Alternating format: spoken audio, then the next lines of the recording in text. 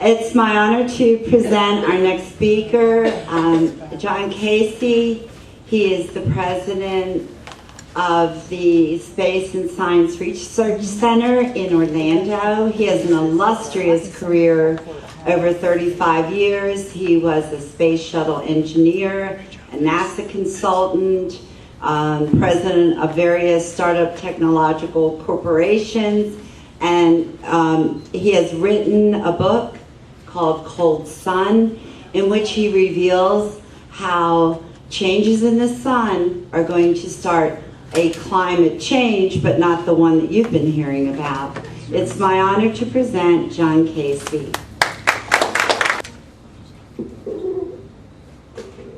Did everyone get their vodka? This isn't rocket science, they tell me. Well, thank you all for coming. It's also my pleasure to see so many friends, new friends, people I've spoken with before. And thank you all for doing what you're doing individually for this great cause, for this great country. One of the great things about it is in our country, one person can make a difference. And I look forward to seeing each of you make a great difference in our country in the future, because we certainly need it, don't we? Okay, let me get into the subject, and I'm going to be very fast with this. There's so much I need to tell you, but I also want to set aside time for question and answers afterwards. We're going to talk today about the next climate change. Now, in your agenda, it says we're going to talk about global warming. Those of you who've heard me before already know the answer. We don't have any global warming, do we? No, we don't.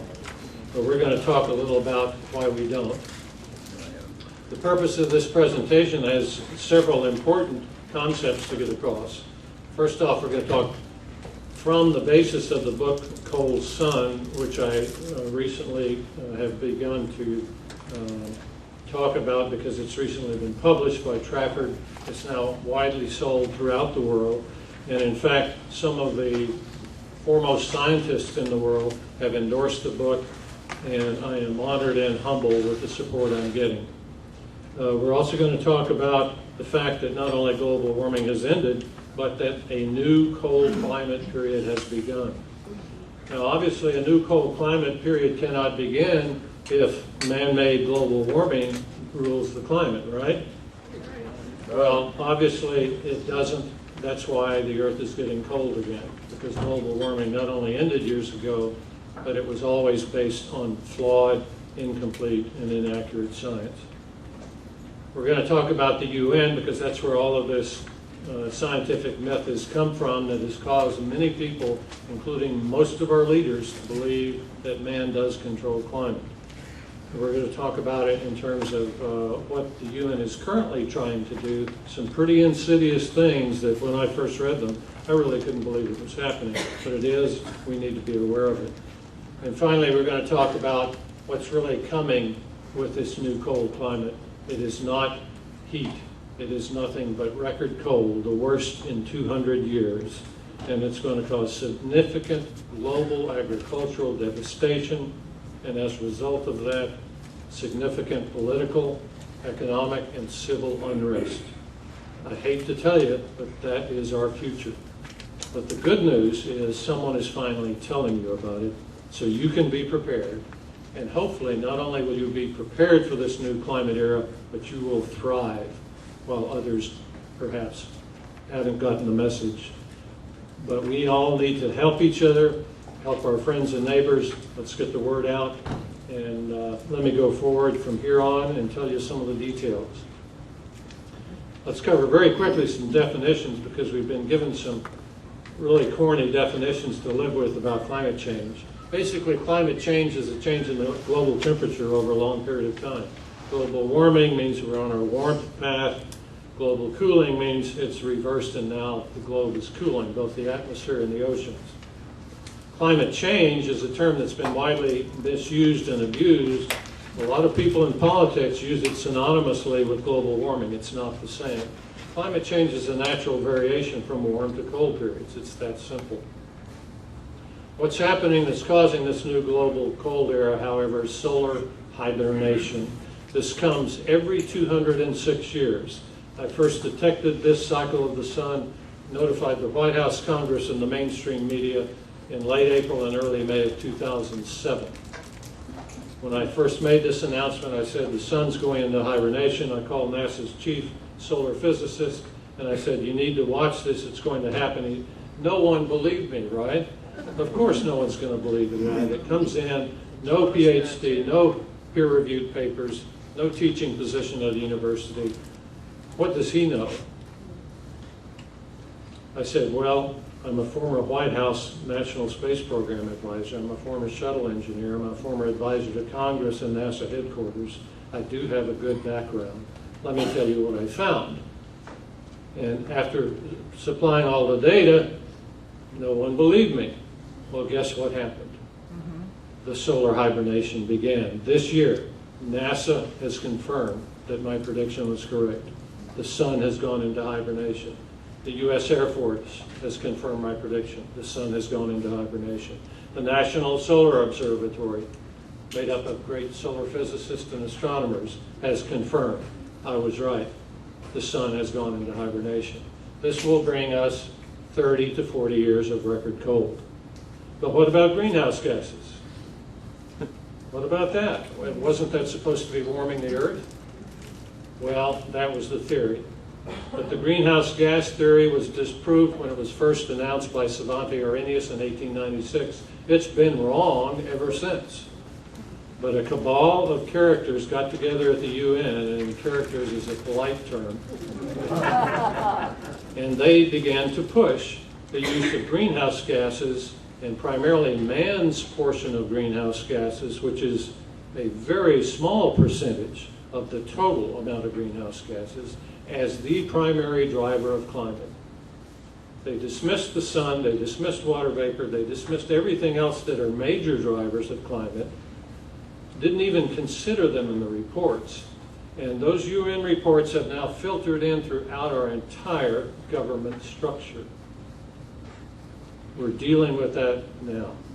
It's something we're going to have to change. But basically, the greenhouse gas model never worked, still doesn't work, and was completely unable to predict the next climate change. The UN Intergovernmental Panel on Climate Change, the UNIPCC, is the bad dog in the doghouse.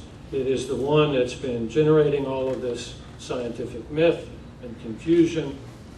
It is the one that has misguided us for 20 years into believing this greenhouse gas model, and unfortunately has left the world totally unprepared for what is coming. Now, where I speak from is based on research done at the Space and Science Research Corporation. I founded it as the Space and Science Research Center a few years ago. We recently reorganized, and with that reorganization, 6 or 7 top scientists around the world immediately joined me and said, we want to help. We want to get this word out in our own countries. We want to carry this message forward about what the truth of climate change is. As part of the ongoing effort in terms of giving presentations and issuing press releases and talking to our leaders throughout the U.S., I've also published Cold Sun. Cold Sun captures everything of the last 4 years of research. It tells you everything you want to know. What drives our climate, when it drives it, what are the causes and effects, and what do we need to do to prepare for the future.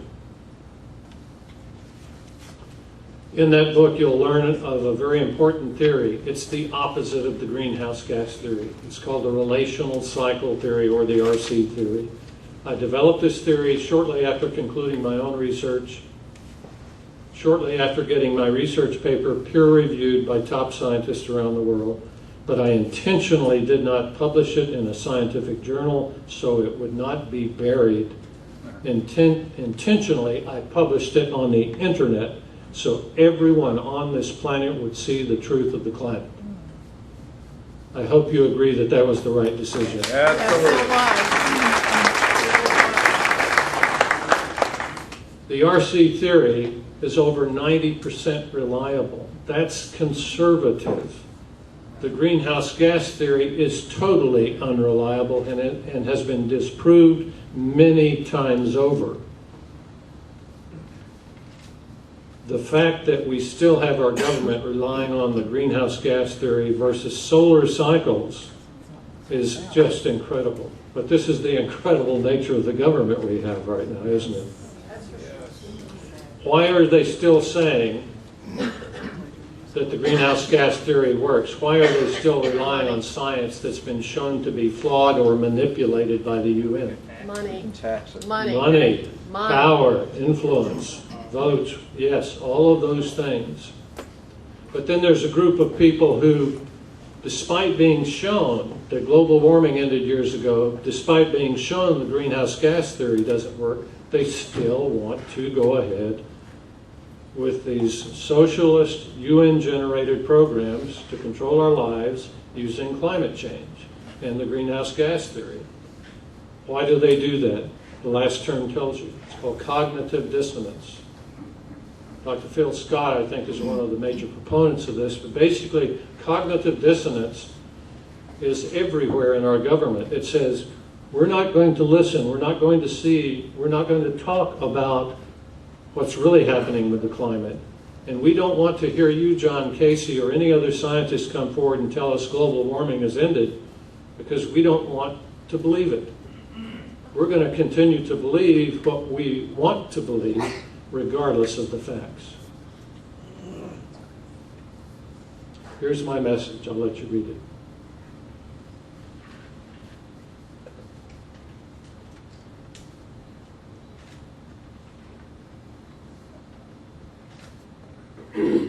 Ladies and gentlemen, I think this is the most important message that anyone on this planet will hear in the next few decades.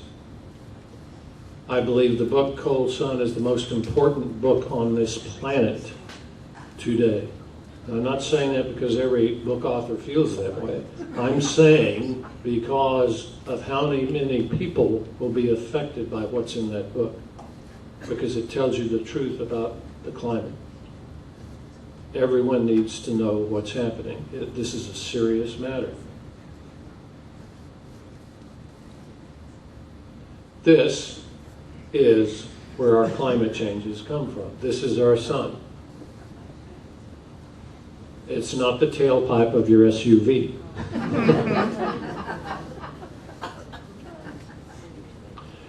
There's a key aspect to all this. Solar physicists and astronomers have known these facts for many years. They've published hundreds of peer-reviewed papers in journals that tell us that the solar cycles of the sun are very predictable. One Chinese study said it's 100% accurate. Why haven't we heard this? Why haven't we been told? Why has the UN totally not included any of that research? That's why I published this book. Here are some of the comments from some of the scientists around the world. These are leading scientists in their field, in most cases, and other experts. I'll let you take a second to look at that. I am humbled to have such commentary about this book. If you read the book, you'll see that the book is also not about just me. It is primarily not about me. It's about many scientists doing lots of research. I quote dozens of scientists who have done similar research and come to similar findings. These are great comments, aren't they? I have never seen a climate science book with any such commentary attached to it. I want to thank my mom for the last comment.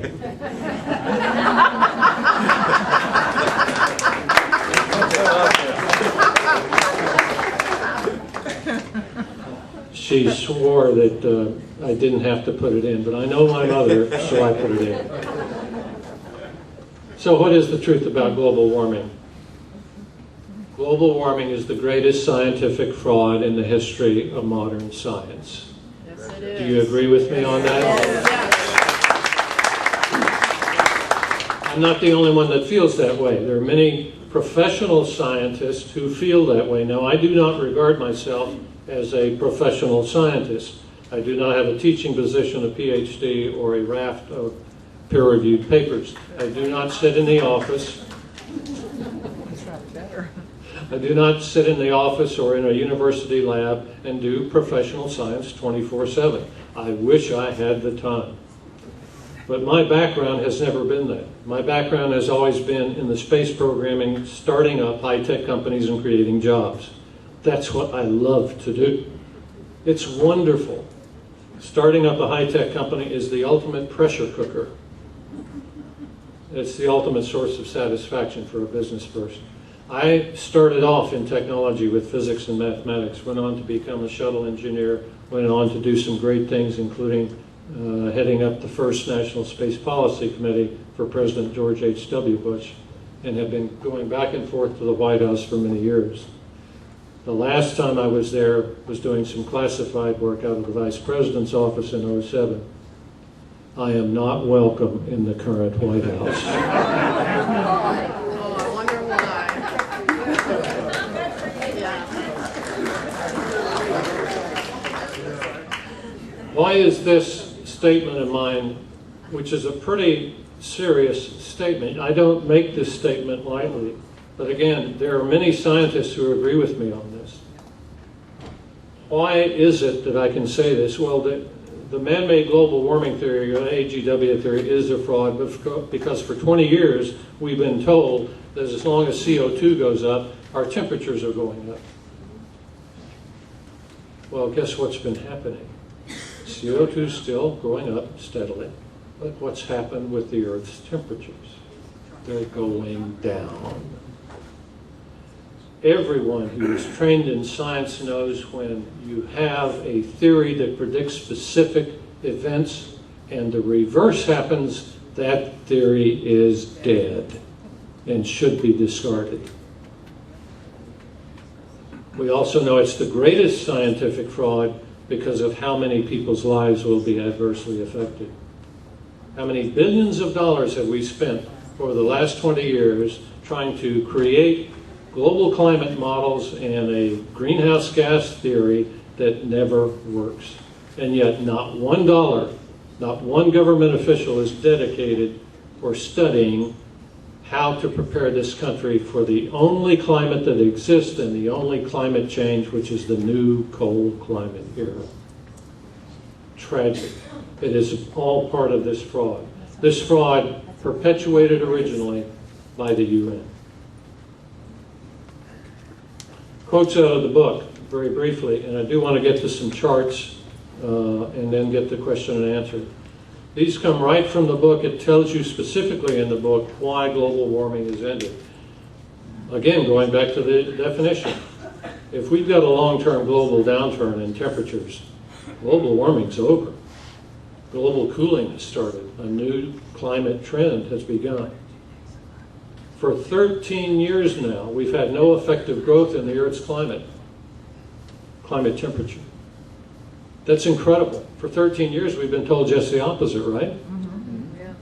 Every time Al Gore has gotten up, President Obama or his climate czars, and said, we've got to stop global warming, there's been none.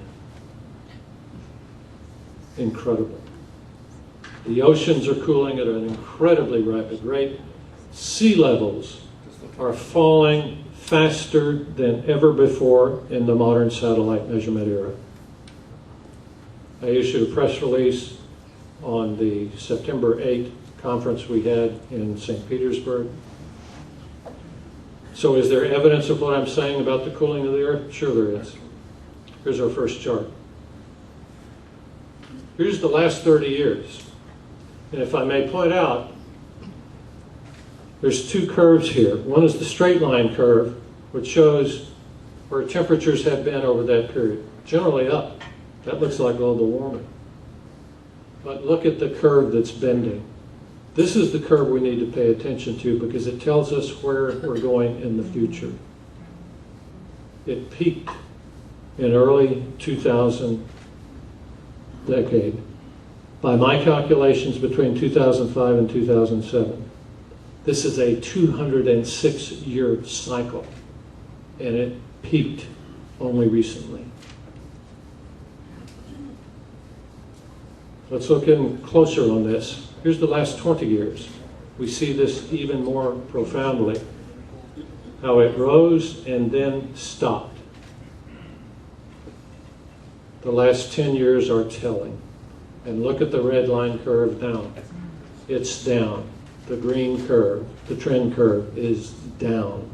If you extend this back to 1998, 13 years, no growth in global temperature, and according to this chart, the temperature has been declining throughout this period. There's the data. You're seeing it, perhaps the first time you've seen it, unless you've read the book, it's in there. This is the reality. And yet when we go to our government, we go to the media, we go to our leaders, and they say, no, we're warming. It's been warming for many years now. Wrong. This data comes from the Hadley and Climate Research Center of the University of East Anglia in the UK. These two institutions were the institutions the UN went to for climate data. I'm using their data. I'm using their institutions. And this is what they're saying. Now, one of my supporting staff researchers, Dr. Ale Hamlum from the University of Oslo, Norway, put these charts together for me. But this is the reality. There is no global warming. Are you happy with that? Yeah. No. Not really, but yes, but no. Yes, but no. Okay, that's the atmosphere. What about the oceans? Here's the last 9 or 10 years of the oceans declining. Wow. It goes up and down a lot. But look at the 2008 and look where we are in 2011 heading into 2012. I predicted another record drop beyond the depth that you see in 2008 for 2012. We're heading back down again. It will be another record drop. In 2007, I made several predictions that global warming was going to end, that the sun was going into hibernation, that a long-term drop in global temperatures was going to happen and that a new climate change was coming in. Well, having made those predictions, guess what reception I got? Cool. Shut them off. Cold. Very cold reception. One gentleman brought it up. Tarred and feather was the term he used. That's pretty close. Pretty close. Even today, because I don't have a PhD, I don't have a list of records, I'm not a climate scientist, and regardless of my space program background, I am generally not regarded as credible by the scientific community. Now, obviously, if you look internationally, it's a different story, but here in the U.S., no way. No way.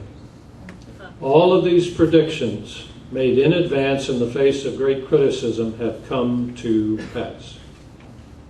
This is the evidence. This one is really telling. This is the tropics, where it gets hottest. Look how steep a drop in ocean temperatures we're seeing in the tropics.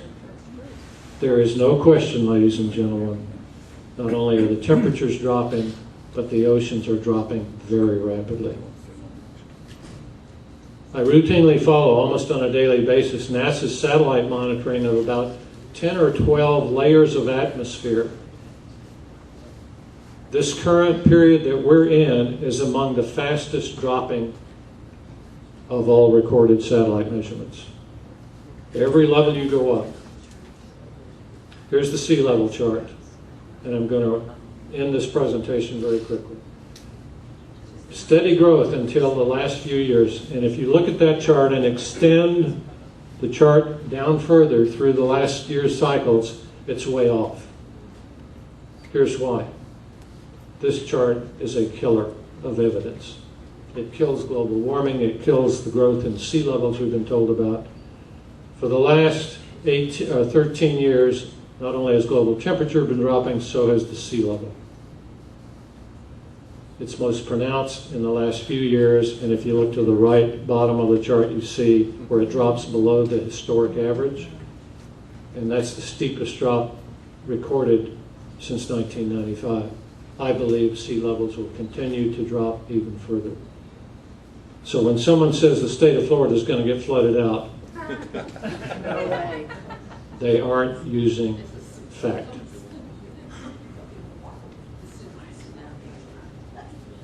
The UN has sponsored much of this. I can go into detail. I have before, but we have only limited time today. This one is a scary chart. I brought it from the last presentation in Milton, Florida. Those of you who've seen it before, this is really bothersome. This is the Great Green Technological Transformation Program. It comes directly out of the UN. This is where they're really disclosing what they're after. It says they're going to cut, every one of you is going to have to give up 75% of your energy consumption in the next 30 to 40 years. That's what they are saying we must do. I'm saying no way in hell. Amen. Do you agree with that?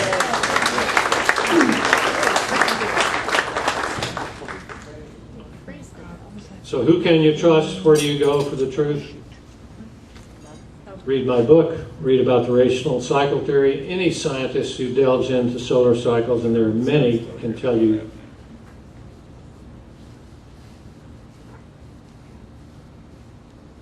The solar hibernation was announced and confirmed by me early on, but this year NASA, Air Force, and National Solar Observatory have agreed.